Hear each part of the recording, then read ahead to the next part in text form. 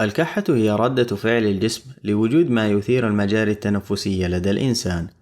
عند وجود ما يثير المجاري التنفسية ترسل الأعصاب إشارة إلى المركز المسؤول عن الكحة في الدماغ، ويقوم الدماغ بإرسال إشارة إلى عضلات البطن والحجاب الحاجز، مما يؤدي إلى انقباضها وحدوث الكحة. الكحة قد تحدث بشكل طبيعي في الإنسان، ولكن لو كانت الكحة مستمرة لفترة طويلة أو كانت مصحوبة بدم أو مخاط، فإن ذلك قد يعني وجود مرض يستدعي زيارة الطبيب.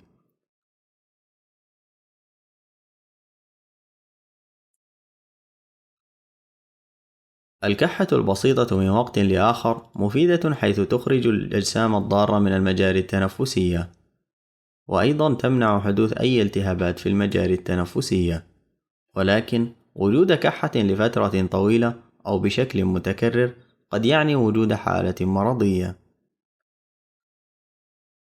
من الأمثلة على الأمراض والحالات التي قد تكون مصحوبة بكحة: حساسية المجاري التنفسية، نزلة البرد، التهاب الجيوب الأنفية، التهاب القصيبات الهوائية، مرض الربو، الالتهاب الرئوي، الداء الرئوي الانسدادي المزمن، التهاب الحنجرة، وعند تناول بعض الأدوية.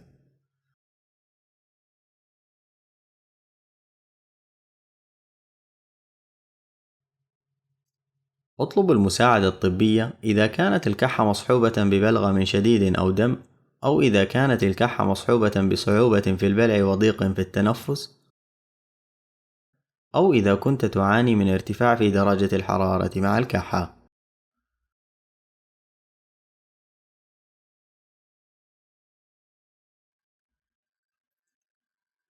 من الأمراض الشائعة التي لها علاقة بالكحة: حساسية المجاري التنفسية، نزلة البرد، التهاب الجيوب الأنفية، التهاب القصيبات الهوائية، مرض الربو، الالتهاب الرئوي، الداء الرئوي الانسدادي المزمن، والتهاب الحنجرة. وللمزيد من المعلومات حول الكحة والأمراض ذات الصلة، تفضل بزيارة الروابط أسفل الفيديو.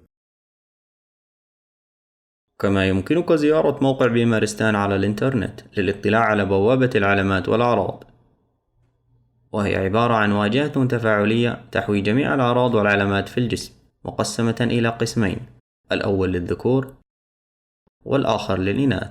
ويمكنك الدخول إلى الجزء من الجسم الذي تريد من خلال اختياره من على الصورة، لتنتقل إلى القسم الفرعي الذي يحوي كل الأعراض التي من الممكن أن تصيب هذا الجزء. وبعد اختيارك للعرض ستفتح الصفحة الخاصة به، والتي تحوي معلومات عن أسبابه ودواعي زيارة الطبيب وكل الأمراض التي لها صلة بهذا العرض. كل هذا والمزيد تجدونه على موقعنا www.bimaristan.com أو من خلال الروابط أسفل الفيديو. بيمارستان، تعلم، تصح.